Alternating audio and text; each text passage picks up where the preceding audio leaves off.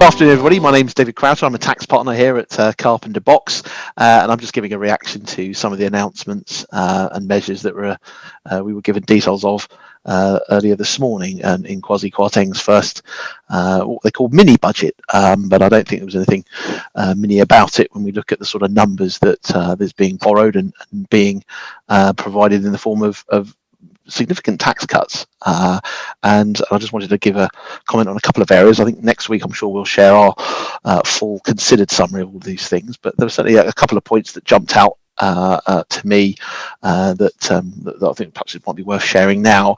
Obviously, the first point is around something called off payroll working and IR35. Certainly, if you've been a consultant or you've been someone who uses consultants, you'll be aware of IR35 rules and the onerous requirements to determine people's employment status and if necessary, to operate PAY and NICs.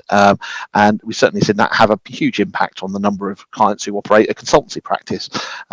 And people who use consultants, possibly bringing them onto payroll. So what was announced today, that was from April of 23, those rules are going to be abolished. We don't have details of those measures at the moment, so we'll see whether they are completely abolished or whether there's just a big softening of those requirements. But I can certainly see that having an impact on a lot of our clients. If you're someone who has a choice about how to operate, for your clients, whether you operate for a limited company, whether you're operating as self-employed or as an employee, it might be that the use of a limited company is now back on the table in a way that we might have been steered away from previously. So that's certainly a point to note.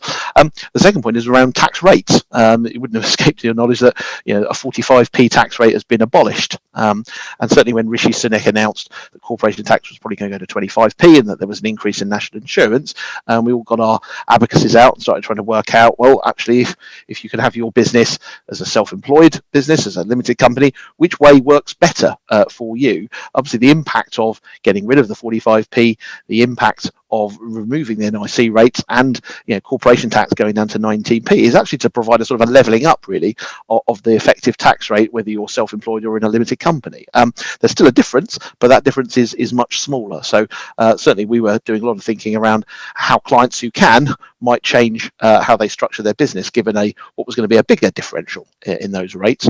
But maybe those discussions in a lot of cases are now rendered moot as a result of the reductions in tax rates. So a couple of points there that occurred to me when listening to the speech earlier on. I'm sure next week we'll be following up with a bit more of a considered view, having looked at all the measures in more detail.